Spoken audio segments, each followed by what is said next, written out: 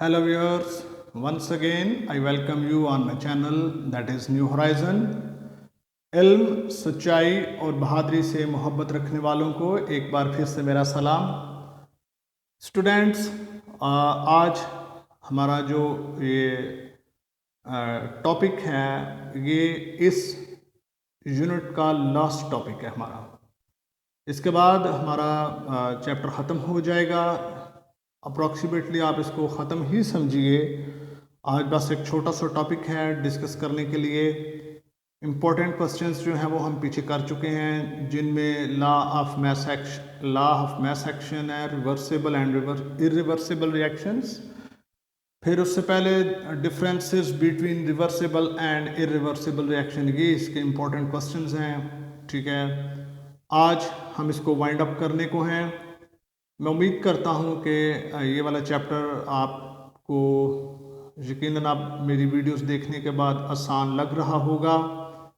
अगर आपने मेरी वीडियोस नहीं देखी तो प्लीज़ पीछे मेरी वीडियोस देख लीजिए। मेरी टाइमलाइन पर मैंने इसको जो है बिल्कुल सेपरेट करके रखा हुआ है। फ़िज़िक्स की वीडियोस अलग से हैं, केमिस्ट्री और दूसरी 9th और 10th की चारों बुक्स जो हैं फ़िज़िक्स और केमिस्ट्री, ये अलग अलग जो हैं वो शेल्फ्स पर पड़ी हुई हैं। आप वहाँ से आसानी से देख सकते हैं। इनकी प्लेलिस्ट मैंने अलग अलग बना रखी है। मैं उम्मीद करता हूँ कि आइंदा भी आप मेरी वीडियोस देखते रहेंगे, मेरे साथ जुड़े रहेंगे। मैं कोशिश कर रहा हूँ कि फुल सिलेबस फ़िज़िक्स और chemistry 9th and 10th classes का उनकी वीडियोस बनाकर आप लोगों की सहूलत के लिए अपने चैनल पर अपलोड करूं। अगर आप मेरी वीडियोस को एंजॉय कर रहे हैं या आपकी थोड़ी सी भी हेल्प हो रही है तो बने रहिए, फीडबैक ज़रूर दीजिए, वीडियोस को लाइक और शेयर कर दिया करें अगर आपको वीडियोस अच्छी लग रही हैं तो। ओके, लास्ट टॉपिक है, आज हम बात करेंगे importance of equilibrium constant expression. Equilibrium constant जो कि केसी, हमने लास्ट वीडियोस में इसको फाइंड आउट किया था। इसका एक एक्सप्रेशन हमने डिराइव किया था लॉ ऑफ मैस एक्शन को यूज़ करते हुए। आज हम देखेंगे कि केसी हम पिछली वीडियोस में करते रहे हैं, इसका फ़ायदा हमें है क्या। स्टूडेंट्स, चूँकि ये सारी की सारी डिस्कशन है रिलेट करती है रिवर्सिबल रिएक्शंस पर, केसी की न्यूमेरिकल वैल्यू अगर हम जान जाएं तो हम दो काम कर सकते हैं। वो क्या, हम डायरेक्शन ऑफ रिएक्शन फाइंड कर सकते हैं, और नंबर 2 हम इसकी एक्सटेंट ऑफ रिएक्शन, यानी कि रिएक्शन किस हद तक कंप्लीट हुआ है, कंप्लीट नहीं हुआ, यह किस स्टेज पर है, ये हम प्रिडिक्ट कर सकते हैं by knowing the numerical value of KC. Okay, वो कैसे, अभी चलते हैं आगे। व्हाइट बोर्ड पर नंबर 1 मैं डिस्कस करूंगा प्रिडिक्टिंग डायरेक्शन।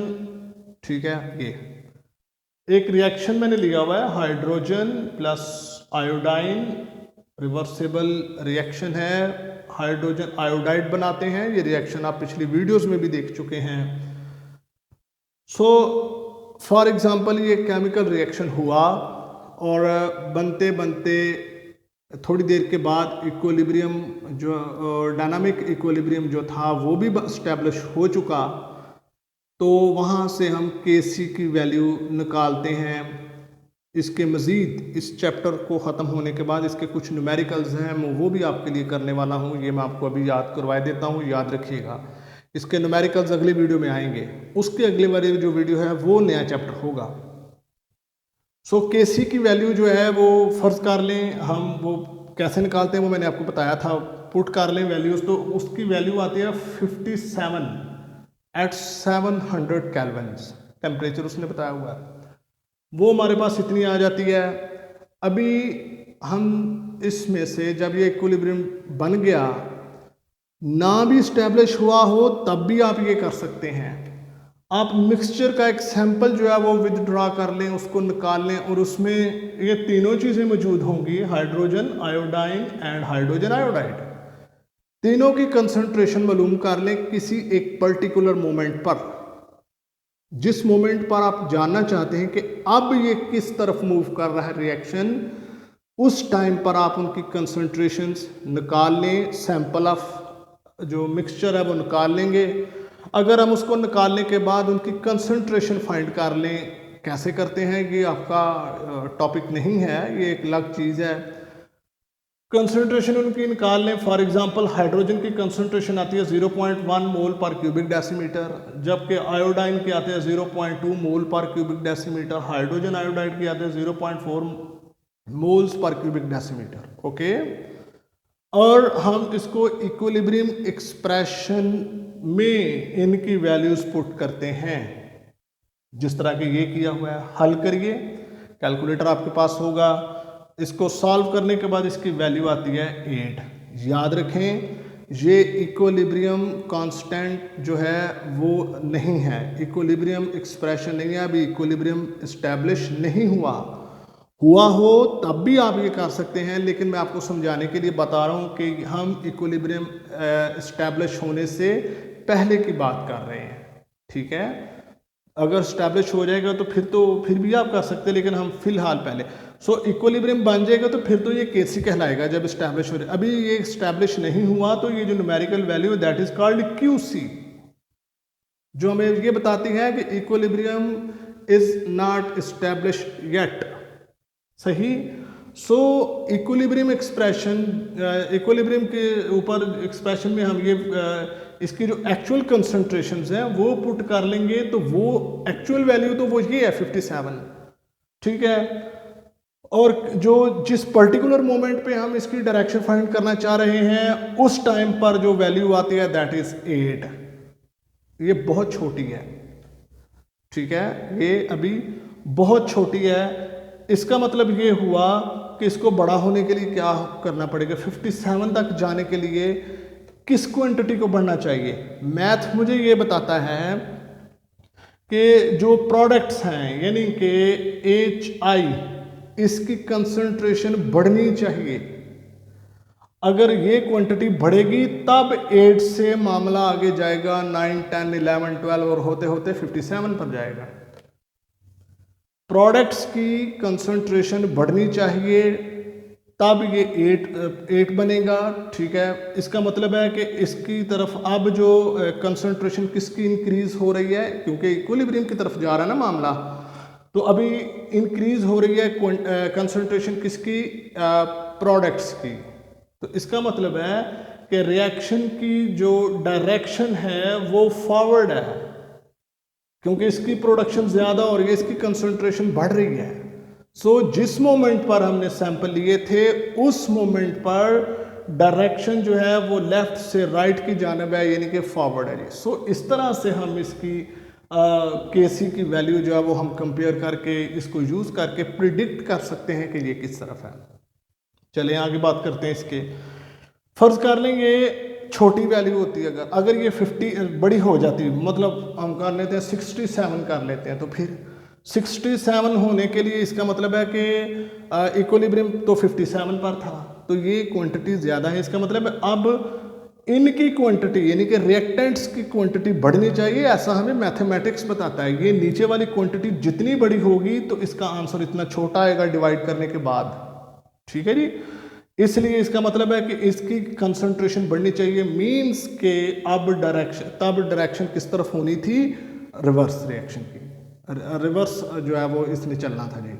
ठीक है, इस तरह से हम इसकी डायरेक्शन जो है वो फाइंड कर सकते हैं। नंबर 2 पे जो मामला आ जाता है हमारे पास वो है प्रिडिक्टिंग एक्सटेंट ऑफ रिएक्शन, के किसी खास मोमेंट पर रिएक्शन कहाँ तक पहुँचा है, कंप्लीट हुआ या नहीं हुआ, या मामला क्या चल रहे हैं, वो भी हम इससे डिस्कस कर लेते हैं। मैं बात कर लेता हूँ पहले की कार्बन मोनोऑक्साइड और कार्बन डाइऑक्साइड CO+O2 कंबाइन करते हैं, ऑक्सीडेशन होती है कार्बन मोनोऑक्साइड की।